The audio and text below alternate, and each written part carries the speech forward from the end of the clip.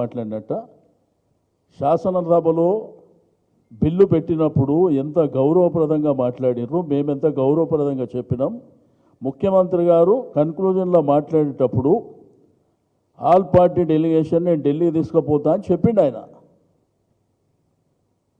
నిన్న మంత్రులు ఏం చెప్తున్నారు, మేము వెళ్తున్నాం, ఇష్టం ఉన్నోళ్ళు రండి. బాధ్యతనేనా?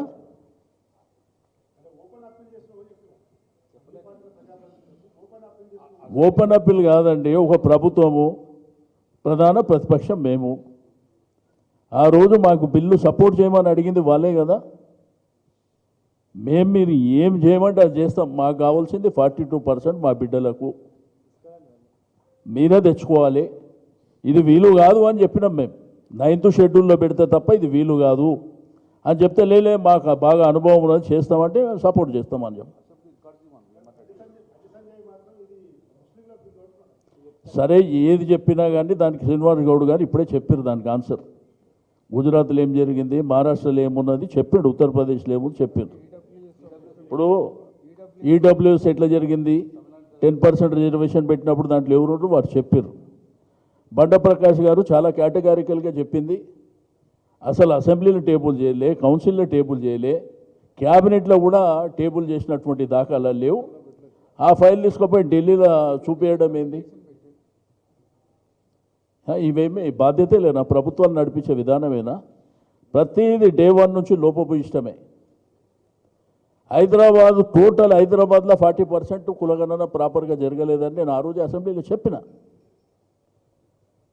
వాళ్ళే అఫీషియల్గా అడ్మిట్ అయ్యారు, 16 లక్షల మంది పార్టిసిపేట్ చేయలేదని చెప్పారు. అంటే నేనేమంటే మోసం చేయడానికి మేమే దొరికినామా? అంటే సమాజంలో 50% ఉన్నటువంటి మేమే మోసం చేయడానికి దొరికినామా? ఇది వీలు కాదు, ఇది జరగదు అనేది మీకు ఐడియా ఉన్నది, మీకు అడ్వైజ్ చేసే వాళ్ళకి ఐడియా ఉన్నది. కానీ ఎట్లయినా మోసం చేసి పబ్బం గడుపుకోవాలనే ప్రయత్నం. నీ క్యాబినెట్ ఉంది కదా, ఇంకా 3 ఖాళీలు ఉన్నాయి, బీసీలకు ఇవ్వండి. 2 ఏళ్ళు కార్పొరేషన్ కంప్లీట్ అయిన తర్వాత 50% బీసీలకు ఇవ్వండి. అట్లా అనేకం ఉన్నాయి.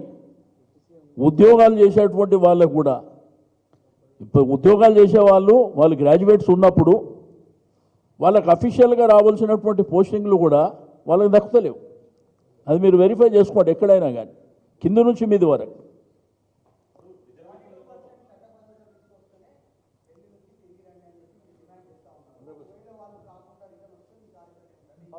డెఫినెట్గా ప్రజాక్షేత్రంలోపేకి మేము పోతున్నాం. మేమేందంటే మా కార్యాచరణను కూడా కొంత గ్యాప్ కింద తీసుకున్నాం. ఎందుకంటే చూడని గవర్నమెంట్ ఫార్వర్డ్ అవుతుంది కదా, ఏమన్నా చేస్తుందేమో చేస్తామనేటువంటి కాన్ఫిడెన్స్తో వాళ్ళు ముందుకెళ్తున్నారు కదా. మనం పోయి ఎంబడి పడుకుంటే వాళ్ళని కాళ్ళల్లో కట్టెలు పెట్టినట్టు ఉంటుందని మేమందరం ఏంటంటే కొంత వెయిట్ చేద్దాము, ఇప్పుడే ప్రజాక్షేత్రం లోపలికి వెళ్ళొద్దని మేము డిలే చేసుకుంటూ వచ్చినాం ఇప్పటిదాకా. వాళ్ళు ఆర్డినెన్స్ ఆ రోజు క్యాబినెట్ అయిన తర్వాత సంబరాలు చేసుకోండి అని చెప్పారు. తెల్లారి కొంతమంది నాయకులు పోయి ముఖ్యమంత్రి గారికి సంబరాలు చేసారు. మరి అదే కరెక్ట్ అని ఆ రోజే చెప్పినరు. మళ్ళీ ఎందుకు ఇదంతా డ్రామా ఢిల్లీలో? ఇప్పుడేంది కొత్త డ్రామా? ఆర్డినెన్స్తో అయిపోతుందని చెప్పారు కదా, కొత్త డ్రామా ఏంది? అంటే మేము మొదలు నుంచి చెప్పింది ఇదే కదా. నేను దీనికి ఎందుకు చెప్పినా అంటే ఎన్టీ రామారావు గారు తీర్మానం చేశారు, వైఎస్ రాజశేఖర రెడ్డి గారు తీర్మానం చేశారు, చంద్రబాబు నాయుడు గారు తీర్మానం చేశారు, కిరణ్ కుమార్ రెడ్డి గారు చేశారు, రోషయ్య గారు చేశారు, కేసీఆర్ గారు తీర్మానం చేశారు. మేము బిల్లు పంపించిన తర్వాత కూడా జరగలేదనేది మేము చెప్పినాం. శాసనసభలో దీని మీద తీర్మానం పెట్టినప్పుడు, ఈ బిల్ పెట్టినప్పుడు మేము అక్కడ డిబేట్లో చెప్పినాం ఈ అంశాలన్నీ. లే మాకు చాలా అనుభవాలు ఉన్నాయి, మేము చాలా ఈ ప్రపంచాన్ని ఏలినోళ్ళం కాబట్టి మేము ఎట్లయినా చేస్తామంటే నన్ను మీరు ఎట్లయినా చేయండి, మేము మీకు సపోర్ట్ చేస్తాం.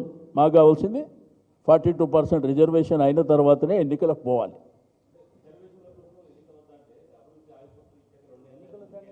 ఎవరు చెప్పినండి? ఎవరు కమిట్మెంట్ ఎవరిది? మేము ఇంత డిమాండ్ చేయడానికి ఈరోజు క్షేత్రస్థాయిలో ఉన్నటువంటి బీసీ కుటుంబాలు ఇంత పెద్ద ఎత్తున ఒత్తిడి చేయడానికి కారణం ఏంది? మీరే కారణం. మాకు ఓటేసేసేయండి, అసెంబ్లీలో 42% మీకు ఇచ్చేస్తాము, 1,00,000 కోట్ల బడ్జెట్ మీకు ఇచ్చేస్తాము, అన్ని కాంట్రాక్టులలో 42% మేము ఇచ్చేస్తాము, కొండ మీద కోతిని తెస్తాం, అల్లావుద్దీన్ అద్భుత దీపాన్ని మేము తీసుకొచ్చి ఇస్తామని చెప్పి మీరే చెప్పారు. కాబట్టి ఈరోజు కూడా మేము ప్రధాన ప్రతిపక్షంగా డిమాండ్ చేసేది కూడా ఇదే. మీరు ఎట్టి పరిస్థితుల 42% రిజర్వేషన్ అయిన తర్వాతనే ఎన్నికలకు పోవాలి. ఒకవేళ అది కాకుండా నేను ఇప్పుడు ఇంతకుముందే చెప్పిన 5, 6, 7 తర్వాత మళ్ళీ ఒక క్యాబినెట్ పెట్టి వాళ్ళు ఒప్పుకుంటలేరు, వాళ్ళు మోసం చేసిర్రు, అది చేసిర్రు కాబట్టి మేము పార్టీ పరంగా ఇస్తామంటే బొంద పెడతారు. మేము కాదు, బీసీ సమాజం బొంద పెడతారు. మిమ్మల్ని గుర్తుపెట్టుకోండి.